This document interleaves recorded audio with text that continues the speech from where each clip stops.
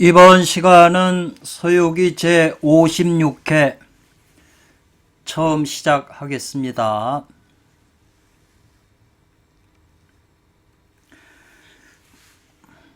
제목을 우선 보겠습니다. 56회요. 딴 데 번역한 걸 보니까 이렇게 해석을 했네요. 손행자는 미쳐서, 요 광자가 미칠 광자잖아요. 그래 미천. 요 시는 지금 손오공을 상징하게 해석을 했네요. 손행자는 미쳐 날뛰어서 이 말이죠. 초구라고 하는 것은 이건 도둑놈 도적 구자인데요. 풀이 있는 도적이니까 산적이죠.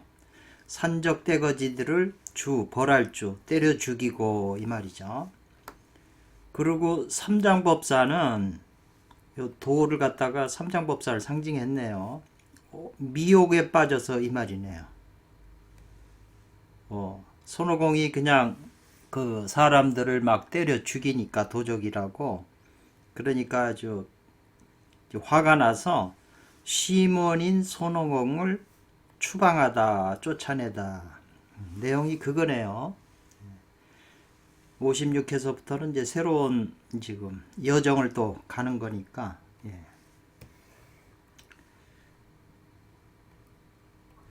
오일자 선생님께서 말씀하시는데, 이제 오일자 선생님은 또 이 문장을 제가 좀 보다 보니까 좀 어려워요.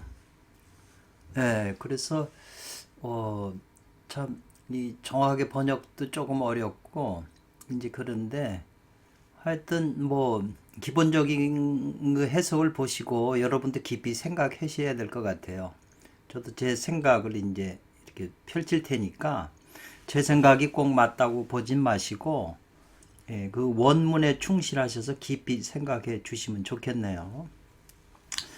여래께서 말씀하시기를 이 말이죠. 재심, 요 재자는 이제 모든 마음이에요. 이것은 모두 비심이 된다 이 말이죠. 참된 마음은 아니다 이 말이거든요. 그러니까 모든 마음이라고 그랬을 때는 복수가 되잖아요. 그래서 제가 생각에는 이제 금강경에 여태까지 쭉 얘기했던 거예요. 금강경에 안욕따라 삼맥삼 보리심을 바란 사람은 마땅히 구류 중생을 구해야 된다. 그 구류 중생이 우리 내면 속에 다 있다 이 말이죠. 그러니까 구류 중생도 각자가 다 개체적으로 마음을 가지고 있다 이 말이죠. 그게 다 모든 마음이죠. 그러니까 그건 존재의 마음이에요. 그래서 여기서 재심, 모든 그런 마음들은 모두 진짜 마음이 아니다 이 말이죠. 그러니까 이 마음은 뭐냐면 이건 안욕따라 삼맥삼보리심이다 이 말이죠. 보리심, 보리자 빼보는 마음이죠. 진짜 마음이죠. 그러니까 모든 마음은, 존재하는 모든 것은 뭐 동물들도 마음이 있고 다 있는데, 그런 모든 중생들의 마음은 참된 마음이 아니다, 보리심이 아니다 이 말이죠. 그래서 이것을 이름하여 마음이 된다고 이제 한 것이거든요. 왜냐하면 이것을 이름하여 마음을 삼았다고 하는데, 이건 모든 마음이죠. 재심, 모든 내면의 구리중생의 마음들, 개체의 마음들이죠. 그래서 이제 소이자하, 왜 그런가 이 말이죠. 그러한 까닭은 무엇 때문인가, 어째서인가, 이제 요 설명이 들어가네요. 이것이 이제 선어록에 있는 얘기잖아요. 과거심 불가득, 현재심 불가득, 미래심 불가득이다, 이렇게 설명을 했어요. 과거의 마음, 우리가 평상시 있어도 과거에 연애했던 그런 생각이, 과거심이 일어나잖아요. 근데 과거심 가지고는 불가득이다 이 말이죠. 뭘 얻지 못하죠? 얻는 게 불가하다고 그랬는데 뭘 얻지 못하죠? 진짜 보리심, 진짜 마음을 얻지 못한다 이 말이잖아요. 과거심은 모든 마음에 속하는 거니까, 구리 중생의 마음이니까, 우리 안에 과거심으로는 본질적인 안욕따라 보리심을 얻지 못하고, 현재심이죠. 지금 내가 이거 지금 책을 봐야 되겠다 이런 순간 생각난 지금 입장의 마음이 있어도 그 마음도 모든 마음에 속하기 때문에 참 마음이 아니라는 거죠. 비심에 속한다 이 말이죠. 그렇기 때문에 그것으로도 진짜 마음을 얻지 못한다. 미래에 대한 마음이 자기 속에서 좀 이따 어디 가야 된다. 이 미래에 있는 마음이 일어나도 그것으로는 참된 마음은 얻지 못한다 이 말이죠. 그래서 이 과거심 불가득, 현재심 불가득, 미래심 불가득은 그 유명한 덕산 스님이 그 금강경 소철 가지고 남쪽으로 가서 점심을 먹어야 되는데 그 노파가 내가 질문한 걸 답하면 점심은 공짜다 이렇게 이제 얘기를 해갖고 물은 것이 바로 그 노파가 과거심 불가득, 현재심 불가득, 미래심 불가득인데 어느 곳에 과거, 현재, 미래 어느 곳에 점을 찍을 것인가. 그 점자하고 이 마음심자잖아요. 그러니까 점심을 지금 먹으려고 그러니까 그 점심이라고 하는 그 용어를 빌려다가 지금 이 어록을 한 거잖아요. 그 어록의 내용을 설명한 거잖아요. 선어록은 다 그때 당시에 어떤 상황을 그 언어를 가지고 그대로 질문하는 거거든요.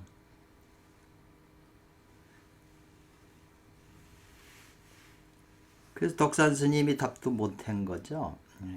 그런데 이제 여기서 이제 설명하는 건 오일정 대개 이 말이죠.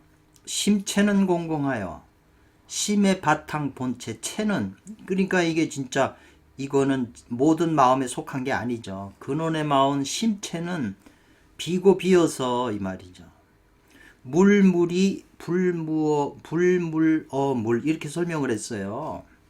그래서 오일자 선생님 글이 어렵게 느껴지는 거죠. 이런 언어를 자주 쓰거든요. 이 언어가 장자에서 나온 언어인데 장자책을 안 본 사람은 이게 뭔 소린가 번역도 어렵잖아요. 물물이 불물어 물 그러면 번역조차도 어려워요. 저도 이게 뭔 소린가 해가지고 이제 구글에 들어가 보니까는 이게 장자가 한 말이에요. 예. 그러니까 이제 거기 해석이 있으니까 해석도 뭐냐면 많은 사람이 다 각자 또 해석을 해요. 이 말이 쉬운 말이 아니니까. 그러니까 제가 이렇게 보다 보니까 요 말이 제일 그래도 합당하겠다 해서 지금 번역을 한 거니까 여러분도 깊이 생각하셔야지. 예. 심체 바탕은 비고 또 비었다 이 말이죠. 심체. 이것은 과거심에 속한 것도 아니고 현재심에 속한 것도 아니고 미래심에 속한 것도 아닌 마음의 그 바탕은 근본 바탕은 비고 비었지만 비고 빈 그런 존 자체다 이 말이죠. 심체가 공공한 건데 그 물물이라고 하는 것은 만물되게 한다. 예를 들면 이 심체가 빈 그곳에서 모든 만물이 이제 생성된다 이 말이에요. 만물을 만물이 되게 한다 이 말이거든요. 심체가 비고 비어서 요것이 모든 만물을 만물이 되게 한다. 이렇게 하지만 예. 물물이라는 말 나왔잖아요. 만물을 만물이 되게 하지만 이 말이에요. 또 안 한다 이 말이죠. 부정사 썼잖아요. 만물을 만물이 아니게도 한다 이 말이거든요. 그러니까 만물을 살리기도 하지만 그 만물을 또 죽이기도 한다 이 말이죠.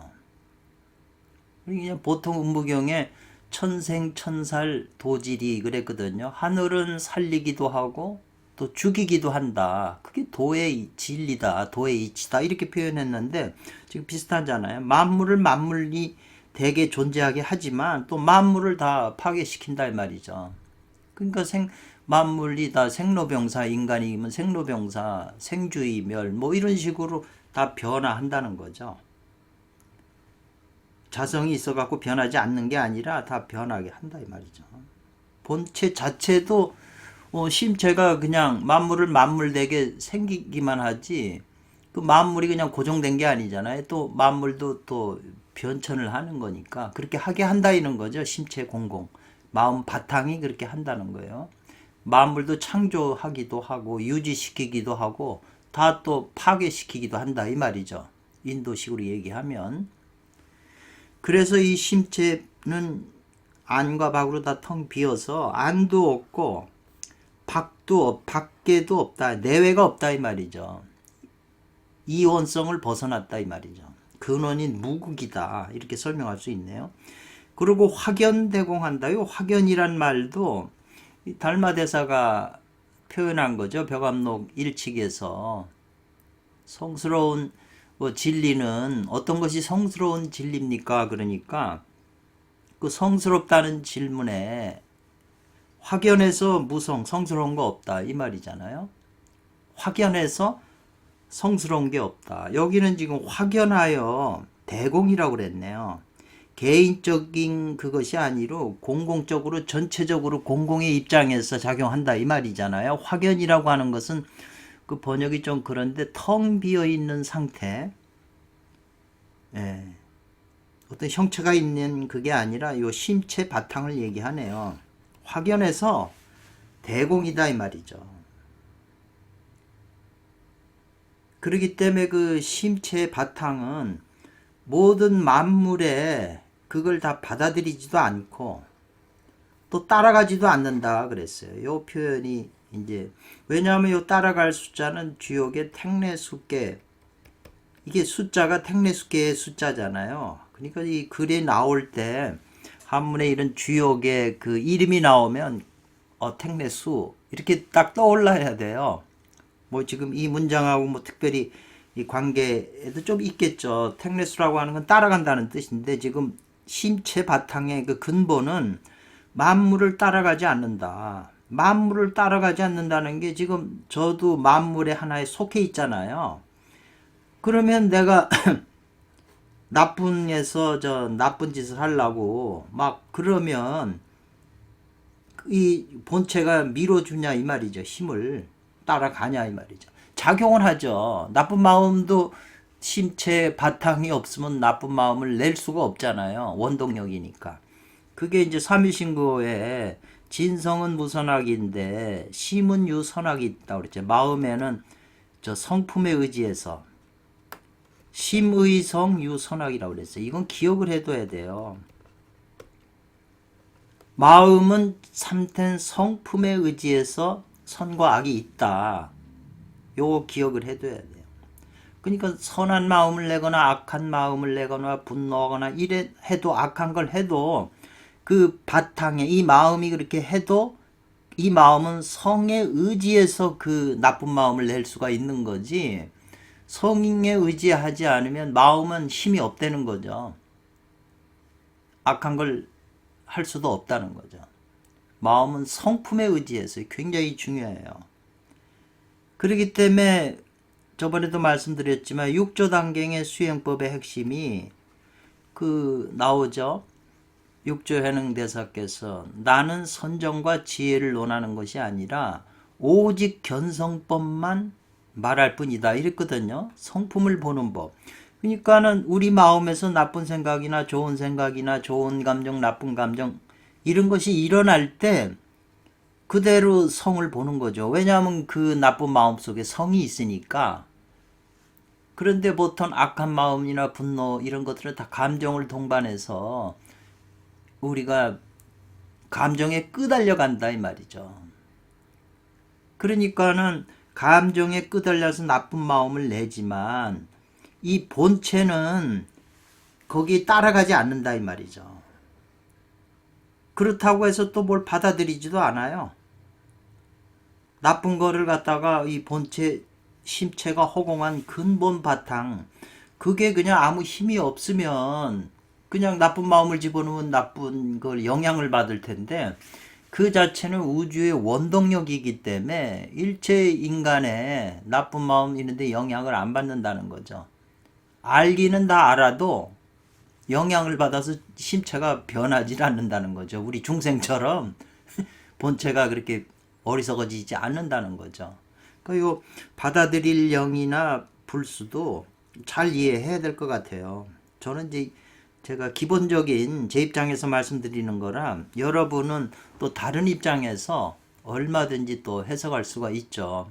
근데 중요한 건 뭐냐 하면은 현실에 다 적용이 되고 현실 보는 안목이 이 구절에서 이 적용이 돼야 된다는 거죠. 그러니까는 지금 현실은 다 받아들이고 누굴 따라가잖아요. 돈 버는 거 있다고 그러면 누가 사기치면 그걸 받아들여 가지고 따라가잖아요. 인간이 하는 거하고는 본체 심체 바탕은 다르다는 거죠. 또 심체 바탕은 행하지만 무사하다 이 말이죠. 어떤 그 건수를 일으키지 않는다. 행소무사라고 돼 있네요. 그 이것도 참 번역이 행해도 아무 일도 없다. 그러니까 이제 이게 조금 어려운 말들이잖아요. 그러니까 이제 이해를 드네요. 예를 들면 이 말이죠. 그 본체 바탕은 람자가 거울 있잖아요. 거울. 거울이 계곡과 같아서 아니네요. 거울과 같고 이 말이네. 또 여는 계곡과 같다 이 말이죠. 그 본체는 거울과 같아요. 다 비춰준다 이 말이죠. 그러니까 거울이니까 뭐가 비추면은 거울에 나타나잖아요.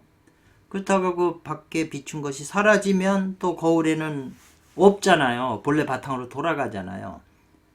이제 그 표현이네요. 본체가 그런 작용한다는 거예요. 또 계곡은 뭐냐면 계곡에서 누가 고함을 지르면 계곡이 그 소리가 들어가서 울린다 이 말이죠. 울리지만 또 소리가 없어지는 거죠. 계곡의 본연의 상태로 돌아가는 거죠.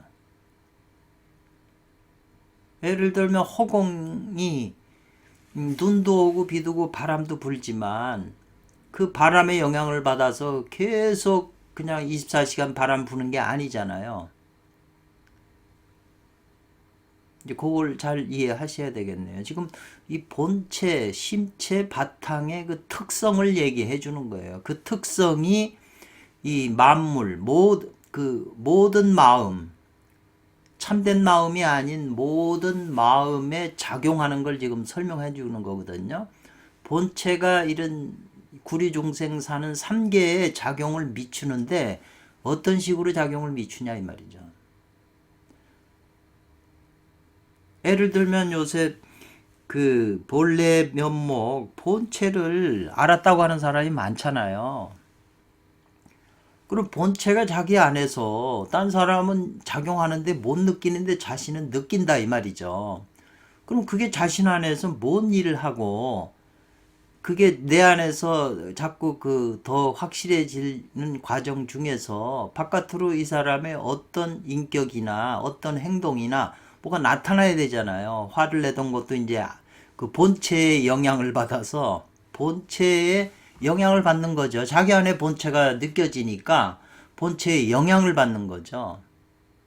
그러니까 본체를 닮아가니까 본체 그 닮아가는 그 특성을 내놔야죠. 그러니까 삼위신고에는 그 본체의 특성이 지혜도 있고 대해라고 그랬어요. 큰 지혜가 있고 덕이 있다 이 말이죠. 마음에 덕이 있어서 큰 사랑이 있다 이 말이거든요.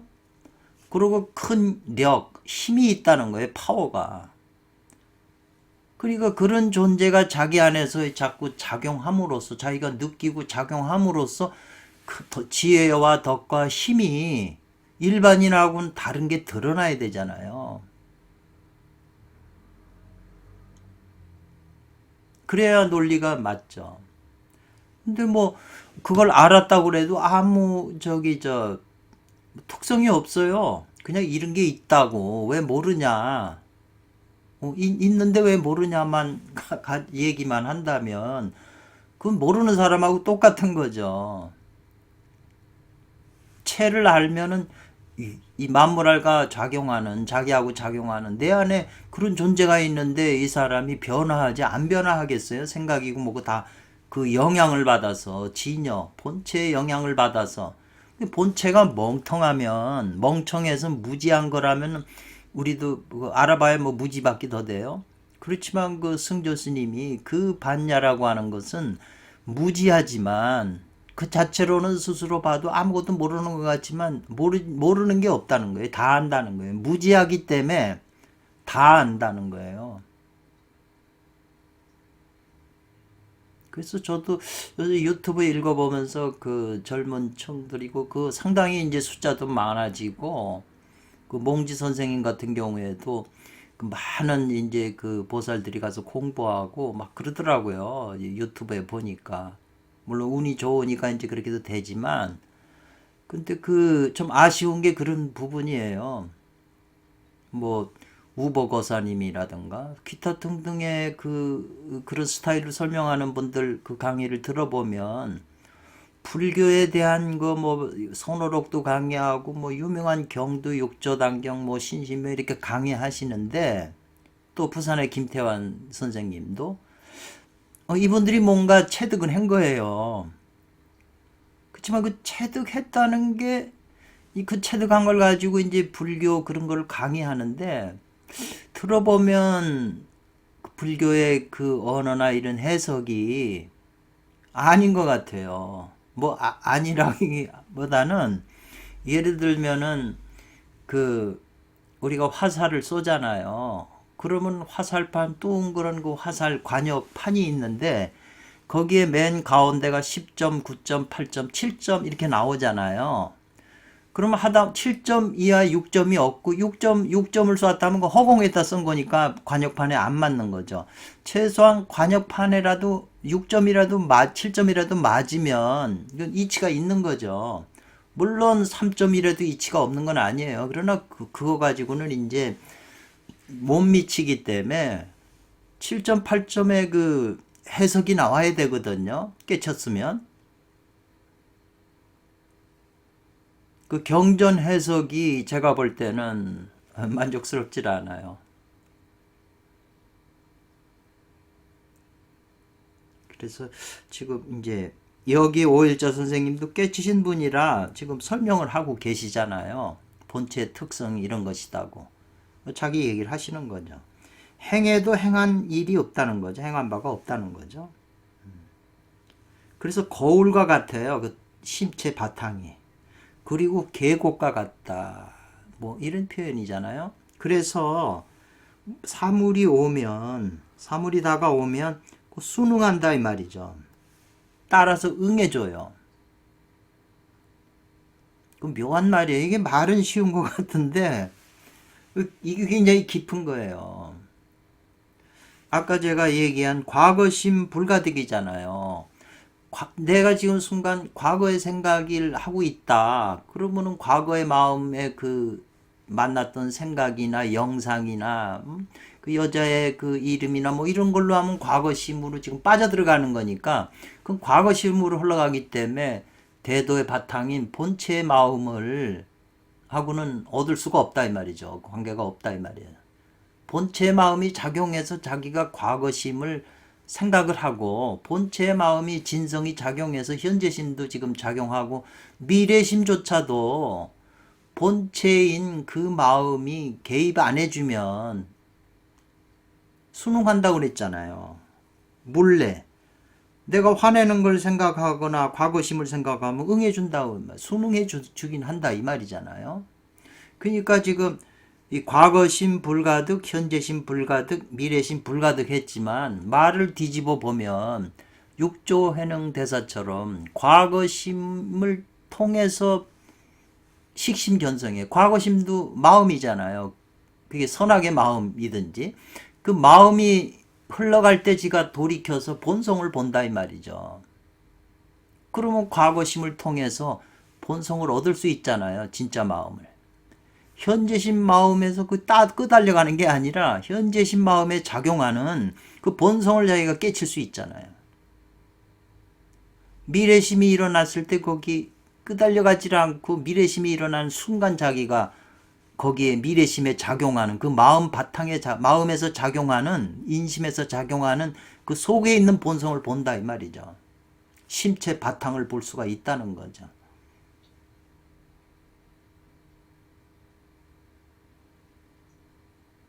그러면은 과거심으로도 가히 얻을 수 있는 것이고 현재심으로도 가히 얻을 수 있고 미래심으로도 가히 얻을 수 있다 이 말이죠. 그를 그냥 과거심 불가득이라고 해서 그건 성현이 말씀하신 거기 때문에 변할 수 없다. 뭐 그렇게만 얘기를 하면 아무 의미가 없죠. 우리는 과거, 현재, 미래심으로 살아가는데 그럼 도를 못 이루는 거죠. 거기에만 그게 결정된 말이라면. 그래서 아무리 옳은 글이라도 뒤집어서 생각을 해서 얼마든지 설명할 수가 있어야 된다는 거죠. 조금 글이 어렵지만 기본적인 걸 지금 설명하고 있는 거거든요. 그래서 여시란 말도 지금 보니까 여시란 말 쓰셨네요. 이와 같은 즉 이 말이거든요. 위에서 말한 것처럼. 근데 이 여시란 말이 이 선어록을 보면 경 앞에 항상 여시아문이란 말이 들어가 있잖아요. 그러니까는 금강경 진해나 이런 걸 보면 여시아문 또 정통적인 유명한 스님들이 얘기하신 것도 보면 여시아문을 굉장히 깊이 설명을 해요. 티베트 불교의 그 해바지라 탄트라 같은 데도 보면 여시아문 그게 굉장히 중요한 의미를 가지고 있어요. 금강경에 이제 또 나오고요. 굉장히 그 여시라는 말이 여와 시를 나는 들었다. 그게 이제 지금 소위 여기서 말하는 선도의 핵심 원리도 되거든요. 근데 여기서 말하는 여시는 지금 이와 같다 그러는 거니까 지금 이와 같이 심체가 공공하고 그래서 만물이 되게도 하지만 또 그걸 유지도 시키지만 파괴도 한다 이 말이죠. 그래서 이와 같이 즉 비록 숫자가 들어가면 비록 무엇 하더라도 이 말이죠. 만변 온갖 지금 만들어진 만물이 그 변화하잖아요. 생주이멸 생로병사로 다 변화한다 말이죠. 만변해서 분나한다 이 말이죠. 온갖 변화가 비록 사물의 온갖 변화가 분나 어지럽다고 하더라도 말이죠. 뭐 지금도 굉장히 세계 정사가 복잡하고 어지럽잖아요. 뜻대로 안 되고 각 나라마다 다 자기 이로운 걸 생각하죠. 그래서 온갖 변화가 우주적인 아니면 전체 우주의 모든 변화가 어지럽다 이 말이죠. 비록 어지럽다 하더라도 이 말이죠. 그 어지러운 이 안에 그 안에 어지러운 그 안에 영연하다 그랬어요. 영이라고 하는 것은 이제 밝다는 뜻이에요. 밝을 명이나 같으네요. 밝을 영자. 또 명백하다. 그러니까는 겉으로는 온갖 변화가 있지만 그 변화 속 안에는 명백하다. 밝다 이 말이에요. 뭐가 밝아요? 변화 속에 도의 심체, 아까 심체가 공공하다고 그랬잖아요. 진짜 마음은 그 속에 있다는 거예요. 그러면서 밝은 상태로 있다는 거예요. 온갖 변화 속에 그 변하지 않는 그 존재가 그 안에 있다는 거예요. 그래서 일찍이 무엇 하지 않았다. 요건 일찍이상 맞볼 상도 되나요? 일찍이 무엇 하지 않았다 이 말이죠. 그것과 더불어는 뭐냐 하면 모든 만물이 변화가 복잡한 거와 더불어 함께 근심하지 않는다 이 말이죠. 아주 중요한 말이에요. 우리가 어떤 나쁜 일이 있거나 뭐 돈을 떼이거나 사기당하고 그러면 괴롭고 근심하고 그러잖아요. 그렇지만 그 근심하는 가운데에 그 진짜 마음은 함께 괴로워하지 않는다 이 말이죠.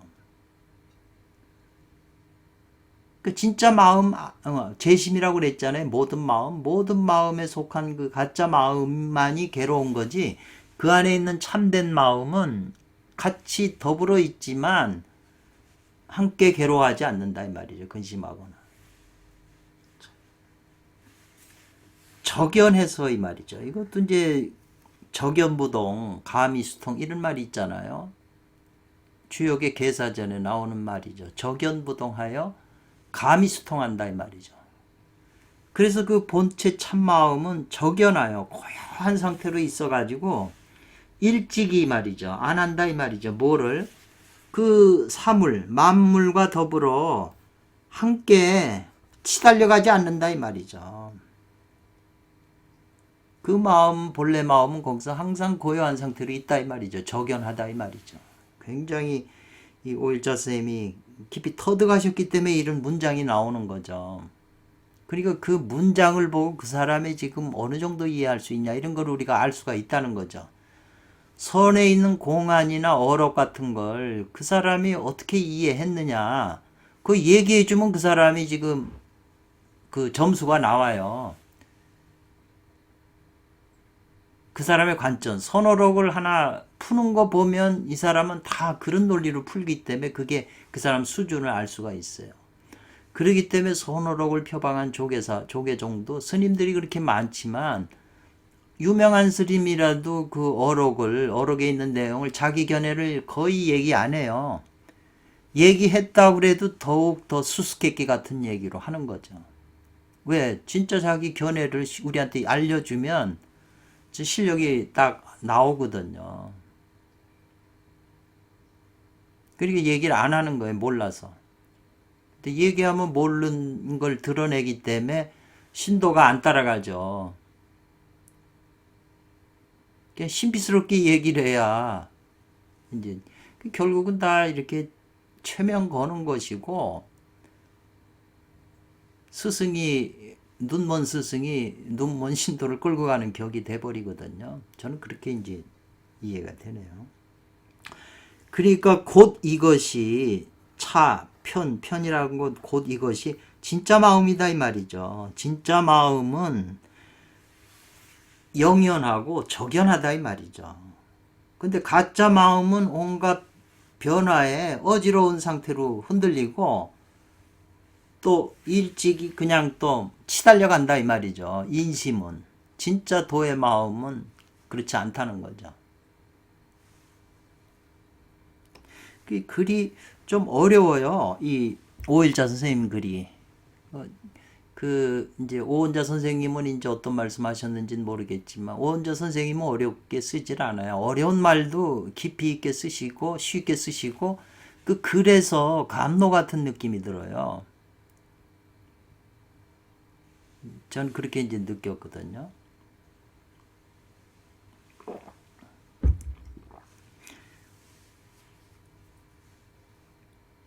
그래서 만약에 말이죠. 만약에 어떤 사물이 아직 이르지 않았는데 이 말이죠.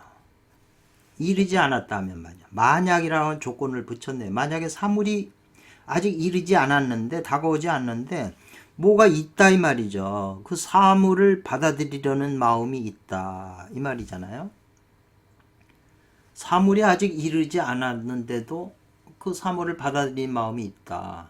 왜 그러냐면은 뭐 전화를 받고서 백가방이 뭐 명품인데 예, 그런 게 있다고 이제 그러면은 그런 소리를 들으면 자기한테 소유가 아니지만 아직 내 수중에 있는 것도 아니지만 그걸 갖고 싶은 받아들이고 싶은 마음이 있잖아요. 가지고 싶은 마음이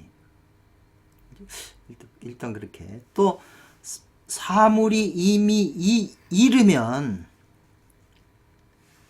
그 사물에 묶이는 마음이 있게 된다. 이것이 이제 모든 마음이 그렇다는 거예요. 여호와께서 말씀 모든 마음은 진짜 마음이 아니다 했을 때 우리의 그 인심, 가짜 마음은 이렇게 작용한다는 거예요. 사물이 아직 이르지 않았으면 이 말이죠.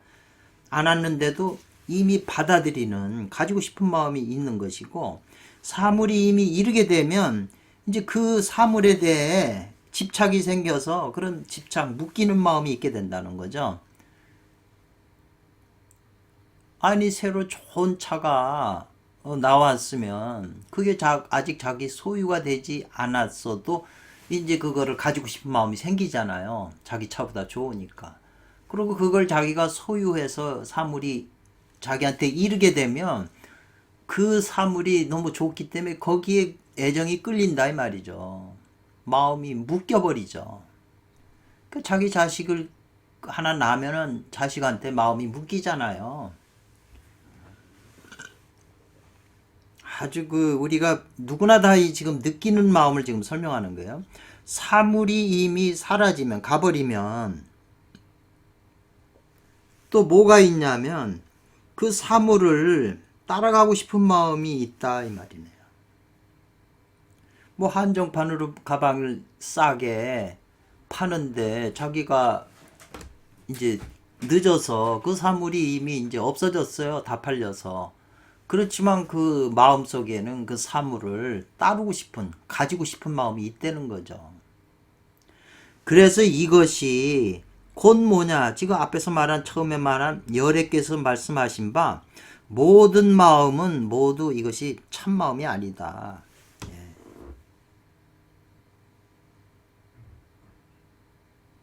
이렇게 지금 설명했네요.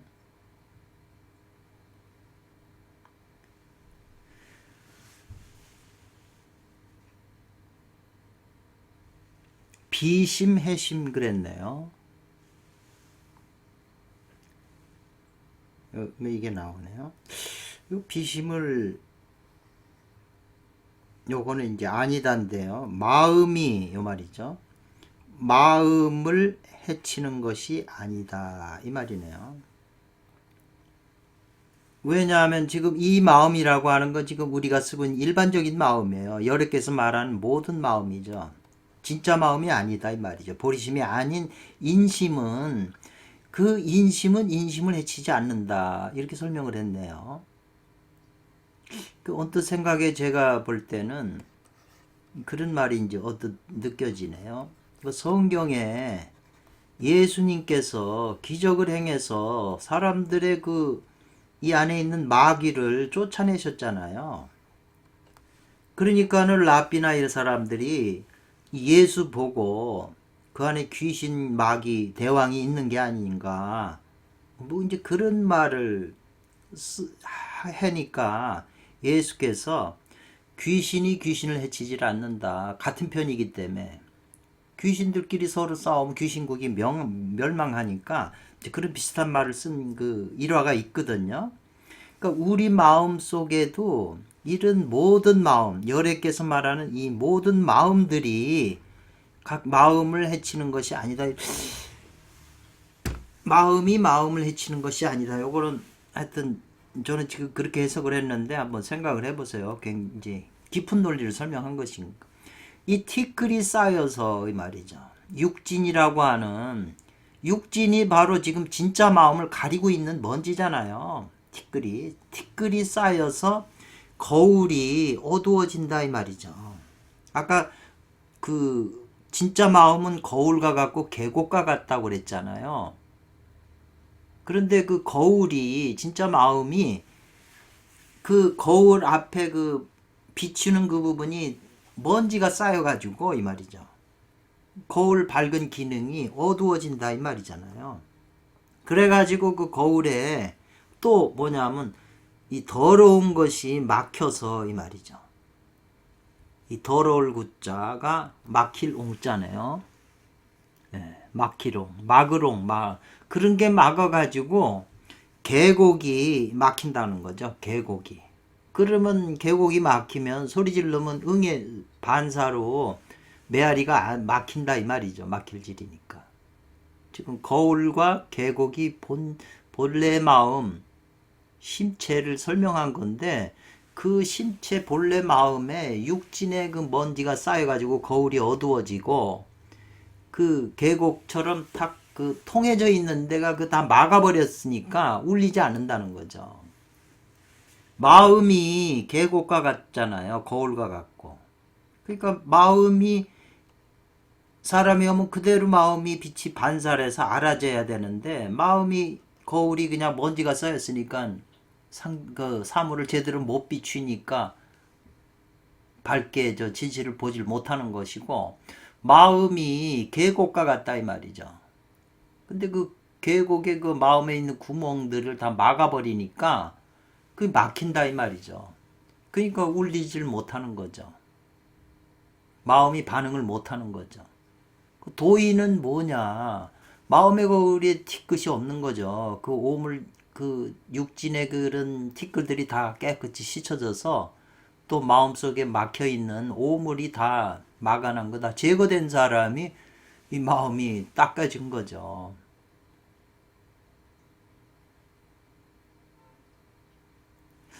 그래서 고로 그랬어요.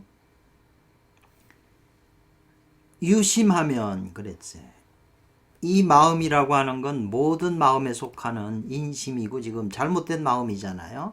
예. 이 마음은 바로 방심해라. 이것은 방심이다 그랬네요. 그래서 이 방심이란 말도 방아차가라고 그러면 우리가 내려놓을 방자 이렇게 되는 건데, 방심, 이거는 방심은 이제 그 이 마음을 추방한다, 내려놓는다.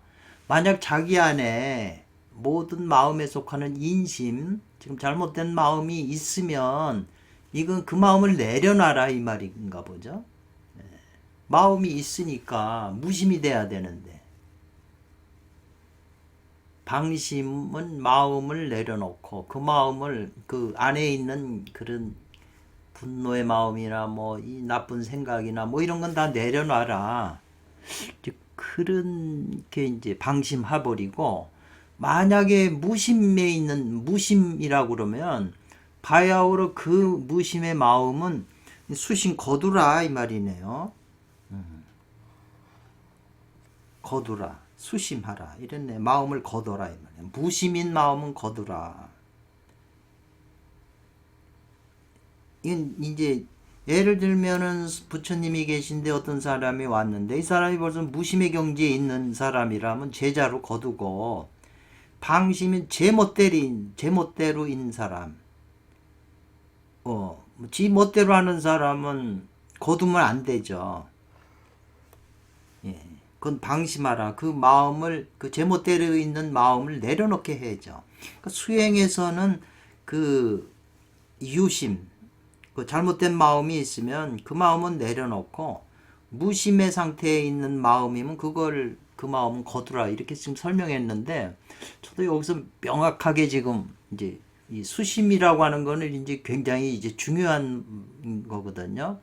그 도교에서 저게 삼차비지라고 서파의 이하모 선생님 그 수심법, 마음을 거두는 법.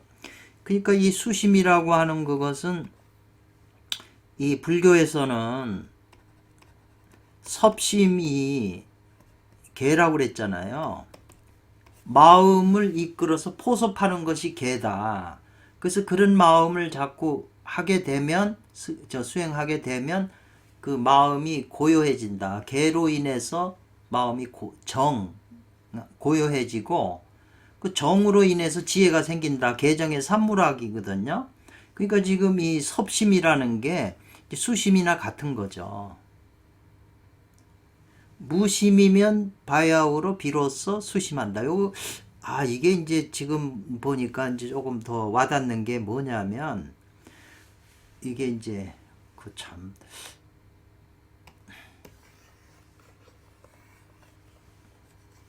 이게 전부 신법이기 때문에 이게 단순한 말이 아니거든요. 예를 들면 지금 자기 마음 속에 어떤 생각이나 감정이나, 머리에서는 생각이겠죠. 이런 마음이 있으면 이 말이죠. 이게 수행법이에요. 그러면 그 마음은 내려놔라 이 말이죠. 추방하던가. 그래야 그 마음이 비워져서 무심이 되죠. 그러니까 우리가 수행할 우리 마음 속에는 그냥 그 아까 말하는 모든 마음, 삼계의 모든 구류중생의 마음하고 다 연결이 돼 있잖아요. 그런 마음이 내 마음에 순간 나타나면, 작용하면 그 마음을 내려놔라 이 말이죠. 그 마음이 과거심, 현재심, 미래심이 될 텐데 그 마음을 내가 따라가면 안 되잖아요. 그러니까 수행에서는 그 마음을 내려놓고 추방을 해야죠. 마음을 내려놔야죠. 속에 욕심이 일어났는데 그 마음을 내려놔야지 그걸 쫓아가면 안 되잖아요. 인심, 보통 일반 마음은 쫓아가죠. 그렇지만 수행에서는 그런 마음이 있으면 지금 마음을 내려놔야 되고, 이 말이죠. 만약 이제 마음을 내려놔서 그 마음이 없으니까 그 마음이 없어졌으니까 무심이 되잖아요. 무심이면 또 바야흐로 뭘 하냐? 또 마음을 거둬요. 자기 내면 속에 있는 구리중생의 마음을 이 빈 마음에 거두어 가지고 그 마음을 또 내려놓는 거죠. 그러면 이게 굉장히 수행 방법이 되는 거죠. 굉장히 중요한 그 시인법을 설명했네요. 지금 앞에서 제가 몇 번 봤는데 이게 뭔 소린가 하고 지금 했는데 결국은 이 앞에 있는 걸 얘기를 하시면서 지금 이 티끌이 쌓여가지고 거울이 어두워졌고 또 오염이 계곡을 막아가지고 심장에 구멍을 막아가지고 계곡이 왜냐하면 이 마음 심장 속에는 7개 구멍이 있어요. 동의보감에 나오잖아요. 선도책에도 나오고 보통 일반인들은 2개 열리고 현인이나 뭐 이런 사람들은 3개 열리고 7개 북두칠성하고 상응이 되는 건데 이게 다 열려야 진인이 된다는 거죠.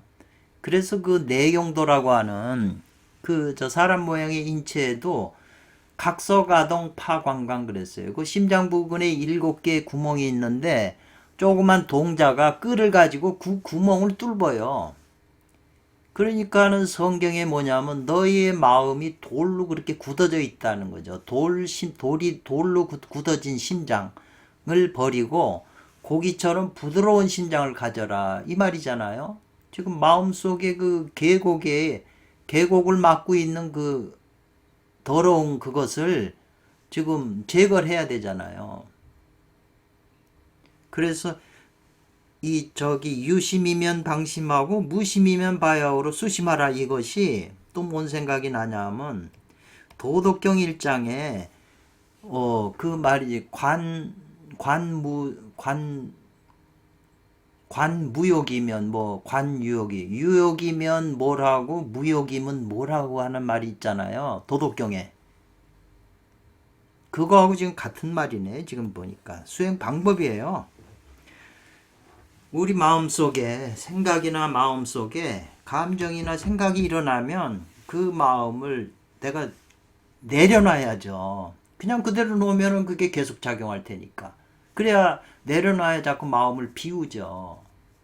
그 마음을 내려놓으면 무심이 되니까 그 무심이니까 거기에 또 다른 마음을 거두어 가지고 또 변화시키는 건 그 마음이 들어오면은 유심이 되니까 그걸 또 방심 내려놓는 거죠.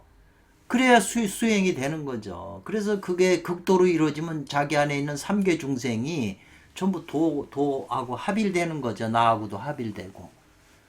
소주인 전체가 다 하나로 화하는 거죠. 그 말을 이해한다는 게 쉬운 건 아닌데요.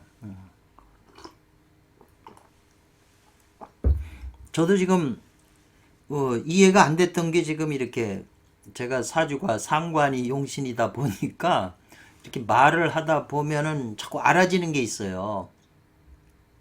예, 말을 통해서 제가 깨우치는 게 많아요.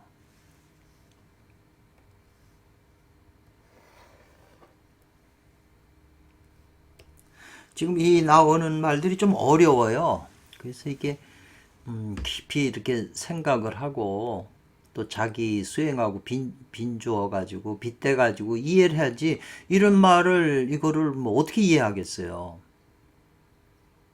그러니까 이런 말들 문장들은 10사람이면 10사람들이 다 이해하는 게 다를 수밖에 없어요. 연이나 이건 그러나 이 말이거든요. 양시모 무 그랬어요. 이거 어려워요 글이. 그 그리고 이 방자라고 하는 게 지금 계속 나오거든요. 방심이 뭐니. 근데 이 방자가 또 뜻이 많아요. 그래서 좀 번역이 좀 뭐한데, 그러나 마음을 기르는 것은 이 어자는 장소를 뜻하는 거거든요. 어디 어디에서 이 말이잖아요. 마음은 무에서 기른다 이 말이죠. 지금 여기 무가 나오잖아요. 무심. 마음은 무에서 기른다. 무심에서 기른다. 무심이라야 비로소 마음을 거두어 가지고 그 마음을 길러야 되잖아요. 우리가 선한 마음이 일어날 때는 이걸 길러주는 거죠. 그리고 악한 마음이 일어났을 땐 이거는 이제 내려놔야죠. 그걸 따라갈 수는 없잖아요. 예를 들면 자기 자식이 2명인데 한 명은 착해요. 재능도 있고. 그러면 얘는 잘 밀어줘야죠. 심성이 좋고 유능하니까. 근데 악한 마음을 쓰는 자식이 하나는 그 성경에서 말하면 첫째 장남하고 둘째 아들은 그 자기 유산을 받아갖고 나가서 혼자 살면서 나중에 돌아오잖아요. 탕자의 비유가 나오는 거잖아요. 그 둘째 아들의 그 악한 마음 이거 나쁘게 쓰는데 이거는 밀어주면 안 되죠. 이것은 선도에서는 단련할 연자 기토기자, 이 기토는 자기 마음이잖아요. 그럼 자기 마음을 단련하는 거죠. 그런 마음을 못 쓰게끔. 악한 그 막 도둑질하는 애를 갖다가 잘한다고 부모가 밀어주면 안 되는 거죠. 착한 마음을 쓰는 사람은 이제 그 마음은 이 마음이 중생 모든 마음에 속하는 거잖아요. 중생은 길러준다 이 말이죠. 무심해서 무의 상태에서 무심해서 길러 그렇게 하면 즉 또 이 말이죠. 그렇게 되면 여기 이게 어려워요. 자, 이 마음을 기르는 거는 무에서 기른다고 그랬잖아요. 아까 여기 보면은 유심이 추방을 내려놓으면 마음 있는 걸 내려놓으면 그 무심이 되잖아요. 무심이 아니라 그 무에 그 빈자리가 생기잖아요. 그러니까 여기에 이제 뭐냐면 무라고 하는 그 장소가 있게 되잖아요. 마음을 비우니까. 무소가 있게 되면 이 말이죠. 오히려 이 말이네. 이 방자는 제멋대로 한다 이 말이죠.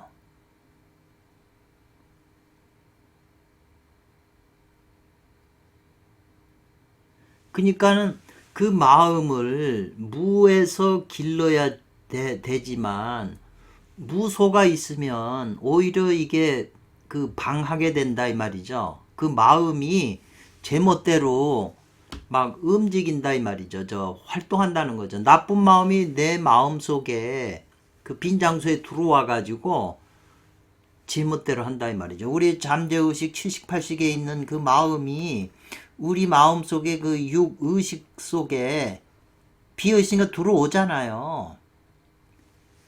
들어오는데 그것이 내가 기르지 않으면 그 나쁜 마음을 연기해가지고 길러주지 않으면 그 무소에 있게 되면 오히려 그 마음이 다스림을 안 받고 지멋대로 한다 이 말이죠. 그 마음이. 이게 지금 굉장히 깊은 마음이 지금 우리한테 계속 일어나고 있는 이 내용이거든요.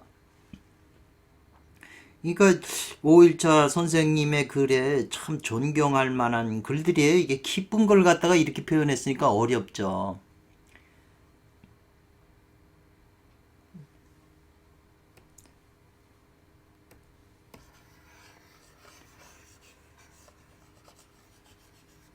그래서 저는 이 글을 보다 이런 생각을 했어요. 그 유식학하고도 마찬가지인데 우리 마음이 있잖아요. 이 마음이라는 것은 지금 내가 내 마음을 내 마음대로 못 하잖아요. 화나는 걸 내 마음대로 해요. 뭐 즐거워. 그 감정을 마음대로 하면은 그 도사죠. 내가 심장 내 마음을 가지고 있다고 하지만 그게 내 소유가 아니에요.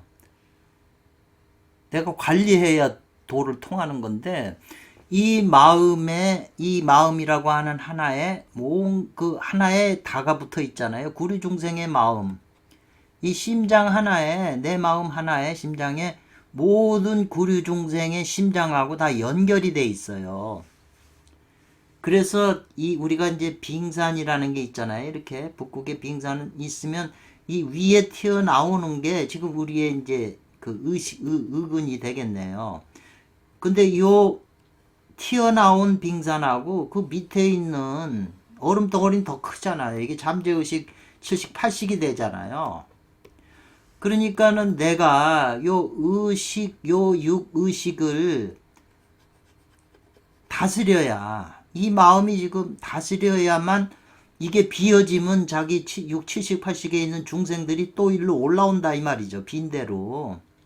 그러니까 그래서 이 내면 세계에 있는 구리 중생의 마음을 머리꼴 속에 있는 부처님 마음, 보리심이잖아요. 진짜 마음이잖아요.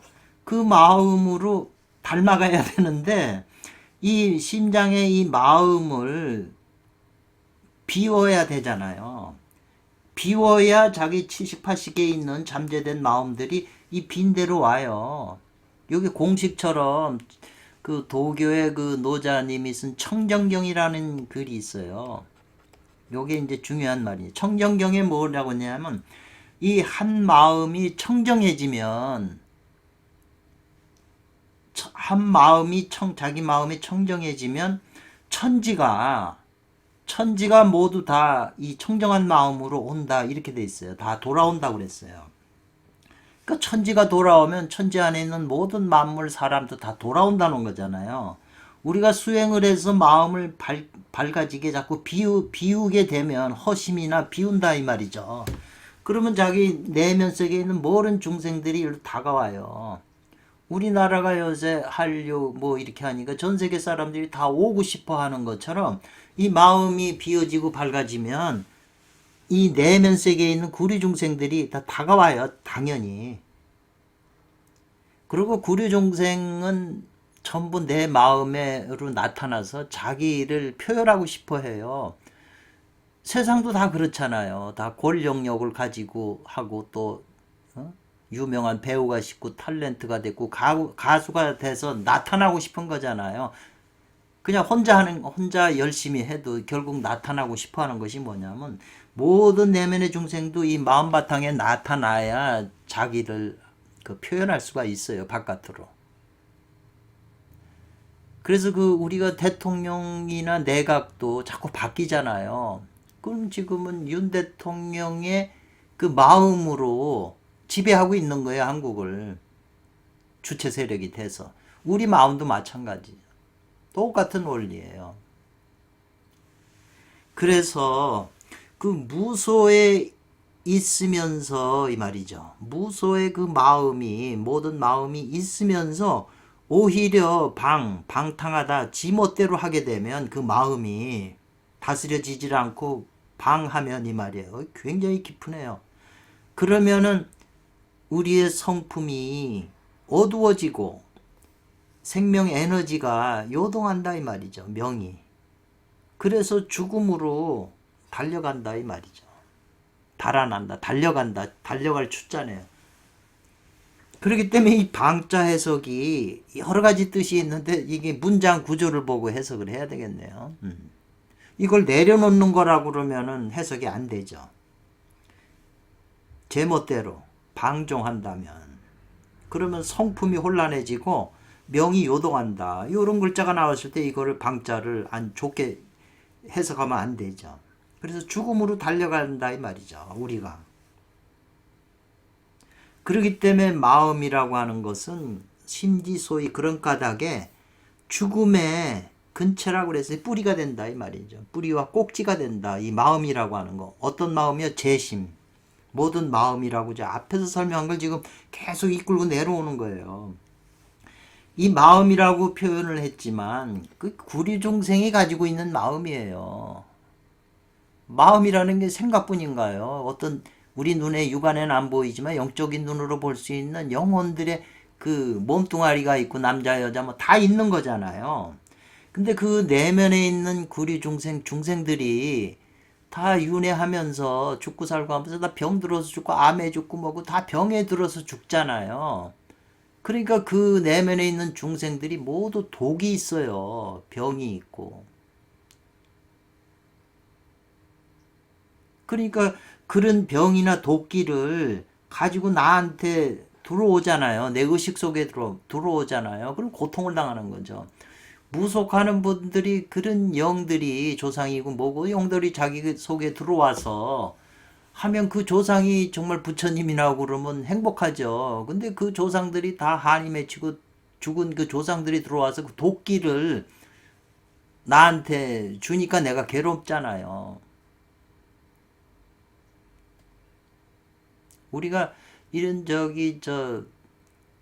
그 유명한 책인데요. 문득 이름이 잊어먹었네요. 한 생각 하나가 전부 독이 있다고 그랬어요. 우리가 사람들도 보면 독이 있는 사람들이 많잖아요. 독한 사람들. 도끼가 있는 사람들. 또 선한 기운을 뿜는 사람들. 다 있잖아요. 우리 안에 있는 그 모든 구리 중생들 거의 90% 이상이 다 독소가 있어요. 그러니까 그 독소를 내가 이 안에서 내 의식으로 오면 내가 느끼게 되는 거죠. 그 독소를 내가 받으면 독소에 내가 훈습이 되는 거고 그 독소를 내가 진성이 참된 부처님의 기운으로서 그 독소를 제거해 가지고 그 중생을 그 독에서 벗어나게 해서 온전하게 만드는 거죠. 그게 중생을 구제하는 거죠. 관세음보살 이군원통 문사수 수행법이라는 게 그런 거지 뭐 다른 거겠어요. 지금 설명이 굉장히 깊어요. 그렇기 때문에 우리가 말하는 모든 구리 중생의 마음이라는 것은 다 죽음의 뿌리가 된다, 꼭지가 된다 이 말이죠. 그렇기 때문에 오직 그 죽음의 뿌리가 되는 그 마음이 죽어야 이 말이죠. 우리의 그 진성이 밝다, 투철해지고 밝아진다 이 말이죠. 진성을 꿰뚫는다 이 말이죠. 투철해진다 이 말이죠.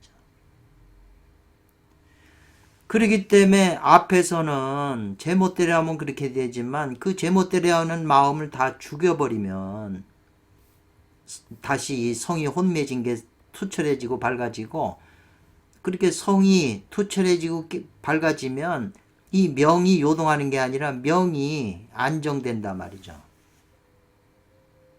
그래가지고 회복한다 이 말이죠. 태어났을 때 갓난았을 때 태어났을 때 그 처음 태어났을 때로 회복이 돼요. 갓난아이처럼 된다는 거예요.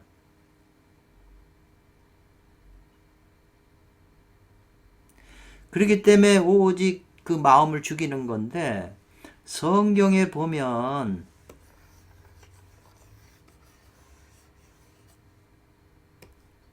바울 사도는 날마다 죽는다고 그랬어요.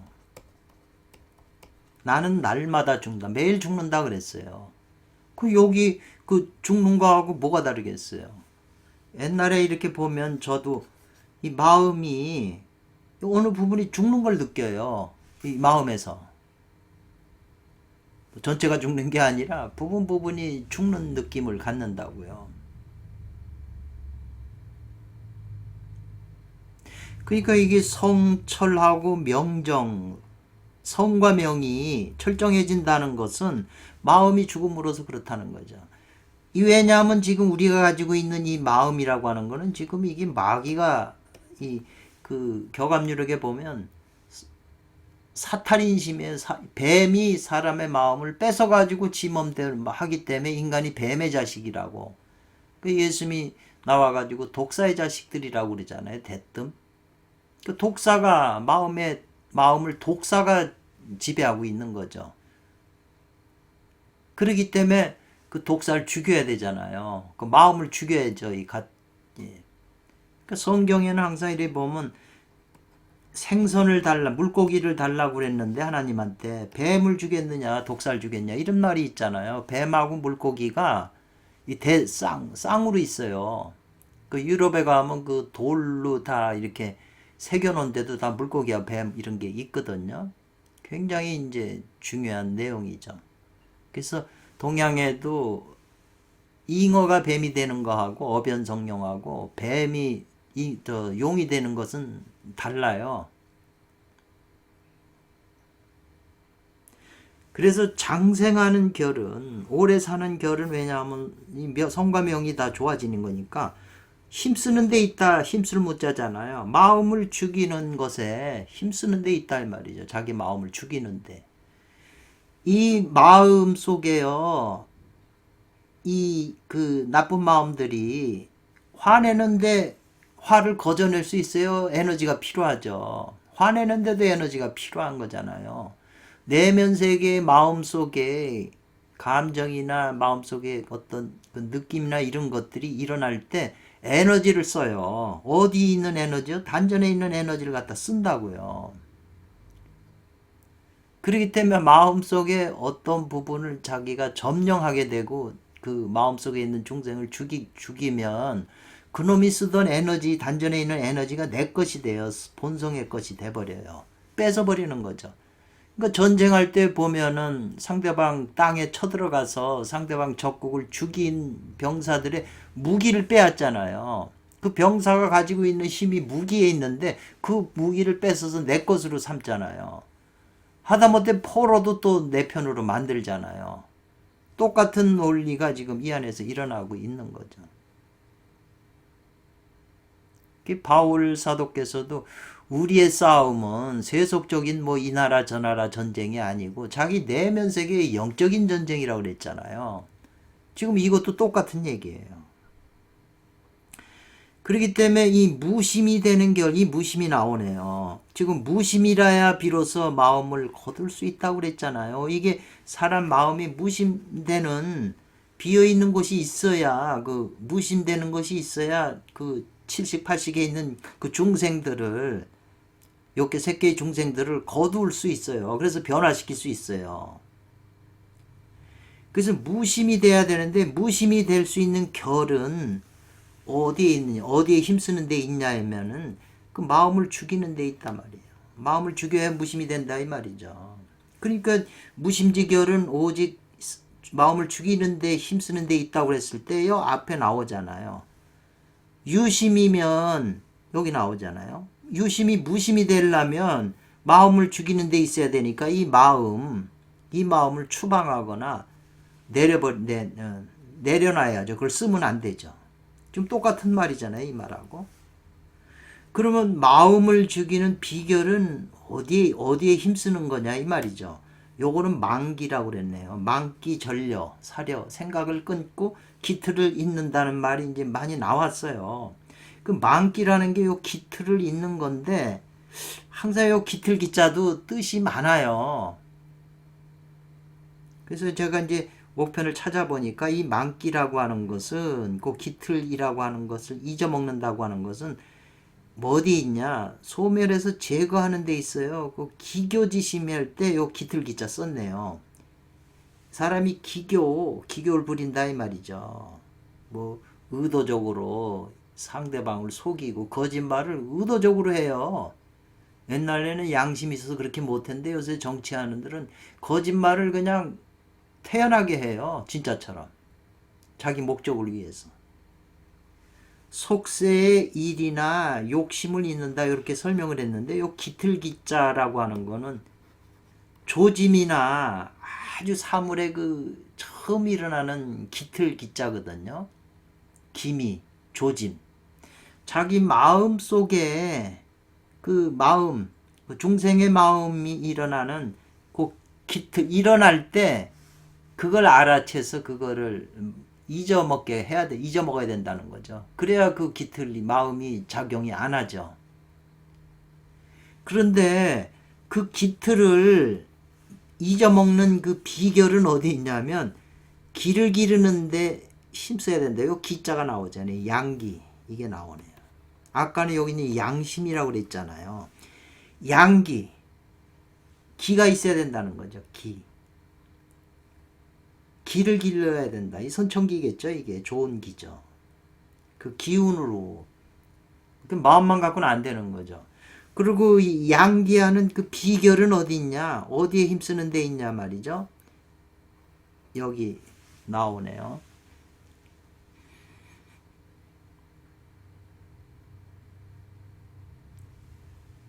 힘쓰는 데 있다. 염정, 단박할 염자, 평온하다. 평온하고 고요하다. 단박한데 이 염정.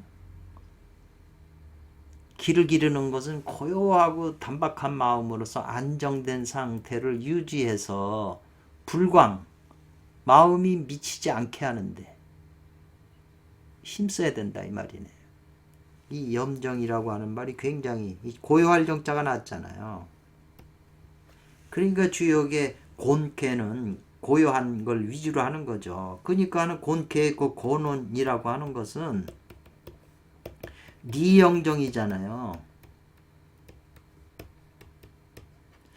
도올 선생은 자꾸 정자만 나오면 주역 강의하실 때 제사를 지내야 된다고 자꾸 그 얘기해. 그 어떤 소련의 학자인가요?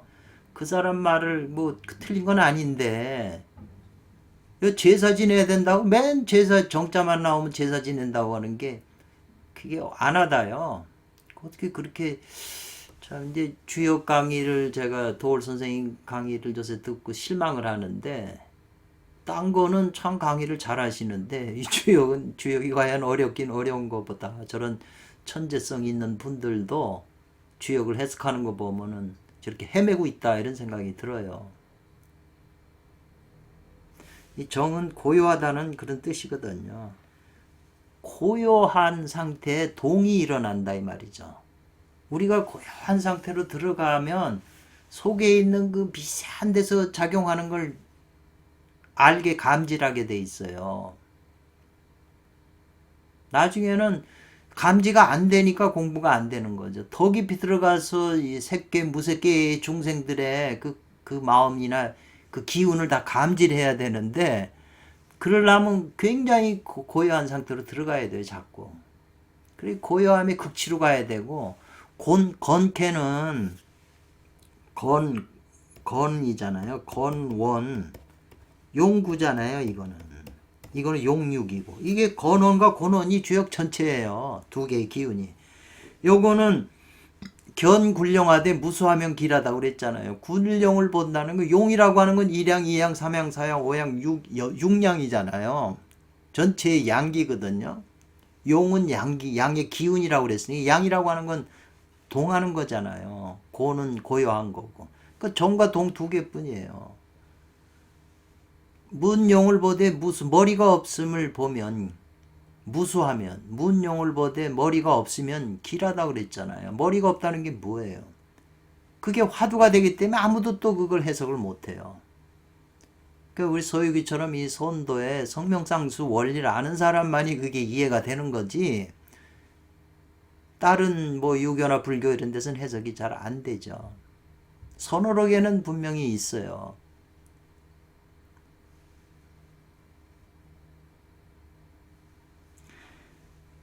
그렇기 때문에 지금 이렇게 하려면 결국은 마음을 단박하게 하고 고요한 상태를 유지해야 그 다음에 그게 길을 기르게 되고 길을 기르게 되면 자기 안에 미세하게 일어나는 그런 욕심이나 그런 거를 잊어먹게 되고 그 다음에 그걸 계속하게 되면 마음이 죽는다 이 말이죠. 그 마음이 죽어버리면 무심이 되잖아요. 무심이 되면 앞에서 나온 비결이 그래요. 무심이 상태가 되어버리면 진음과 진양이 음과 양이 서로 조화를 일으켜서 제3의 상태인 중이 형성돼요. 남자와 여자가 서로 애무하고 뽀뽀하고 하는 게 뭐예요?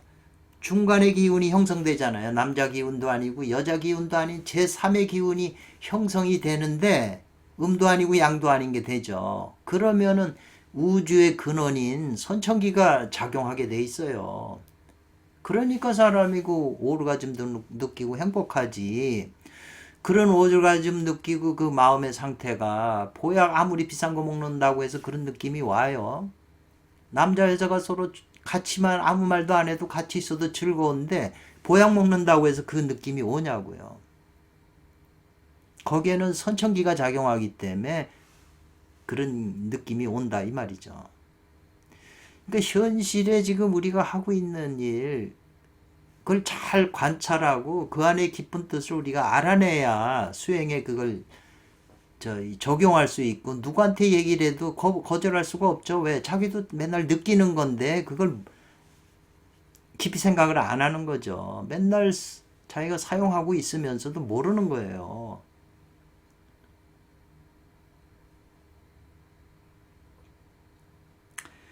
그래서 이제 여기까지 핵심적인 얘기를 했는데 굉장히 어려운 글이에요. 제 수준에서는 지금 여기까지밖에 이해를 못했어요. 근데 제가 보면 더 깊은 것이 있어요, 이 안에. 그래서 지금 이제 지금 6편 하잖아요. 이 3편이라고 그랬잖아요. 3편은 뭐냐면 56회하고 57회하고 58회가 이제 하나의 스토리로 이루어져 있어요. 스토리가 계속 연결되는 일화다 이 말이죠. 그래서 56개 첫 번째에서는 뭘 말했냐면 착의 뜻을 가지고 이 말이죠. 뜻을 가지고 있으면서 마음이 있으면 이 말이죠. 뜻도 가지고 이 마음이라고 하는 건 지금 모든 마음에 속하는 인심에 속하는 거예요. 구류중생의 마음이죠. 그런 마음이 있으면 해로움이 된다는 걸 말했다 이 말이죠. 56편에서는. 그러니까 56편에 있는 스토리는 이런 거에다 이 말이죠. 내용이 착의 유심으로 함으로써 해가 되는 걸. 57편 가운데에서는 뭘 말했냐? 뜻을 가지나 착의 하나 무심인 것도 해가 됨을 말했다 이 말이죠. 그리고 끝에 58편은 끝내 뭘 말했냐면 뜻을 가지고 유심과 무심이 아울른다고 해도 그것이 해가 됨을 말했다 이 말이죠. 이것도 저도 분명히 이제 이해가 안 돼요. 이제 스토리 나가면서 오이자 선생님이 이제 이렇게 본 이유를 설명해 줘서 우리가 이해를 해야 되거든요. 근데 지금 오일자 선생님은 56회, 57회, 58회를 이런 안목에서 본다고 지금 말씀하신 거예요. 그래서 오늘은 여기까지만 하겠습니다. 저도 지금 강의하면서 보다가 많은 걸 느꼈어요. 왜냐하면 자기가 이런 거는 평상시에 수행을 해서 이런 걸 느끼고는 있어도 그걸 글로 표현할 수가 없어요. 자기가 느끼고 있는 걸 말로 표현하려면 머리에서 논리가 성립이 돼야 되거든요. 그래야 말로 상대방을 납득을 시키죠. 그러니까 이런 걸 자기가 공부해서 뭘 느꼈어도 그 깊은 이치를 모르면 머리에 정리가 안 돼서 남한테 자기도 정리가 안 돼요. 근데 그게 정리가 돼서 남한테 얘기를 해줄 수 있어야 되고 또 그걸 글로서 쓴다는 건 더 어려운 거죠. 근데 지금 오이자 선생님이 이런 표현했을 때 그 마음속에 얼마나 깊은 경지까지 가셨으면 이렇게 표현하실 수 있느냐. 그래서 역대 서유기를 주석한 사람 다 찾아봐도 오일자 선생만한 주석이 없었어요. 그런데 그 오일자 주석을 바탕으로 오원자 선생님이 많은 주석을 하셨거든요. 근데 오원자 선생님도 오일자 선생님이 주석이 잘못된 건 까버려요. 그래서 거의 안 까고 다 받아들이시고 거기를 바탕으로 해서 자기 주석을 또 넣었거든요. 그래서 이 두 분의 이런 주석이 없었으면 서유기라고 하는 책은 그렇게 큰 가치가 없다. 그렇게 생각이 되는 거죠. 하여튼 이 두 분, 오늘 오일자 선생님이 이 주석이야말로 굉장히 저는 고맙다고 느끼는 거죠. 이게 중국 사람이라서 그런 게 아니라 진리를, 우리가 겪고 있는 내면의 깊은 진리를 지금 겉으로 표현을 하신 거잖아요. 대한민국에서 이렇게 표현할 수 있는 사람 아무도 없다고 생각해요.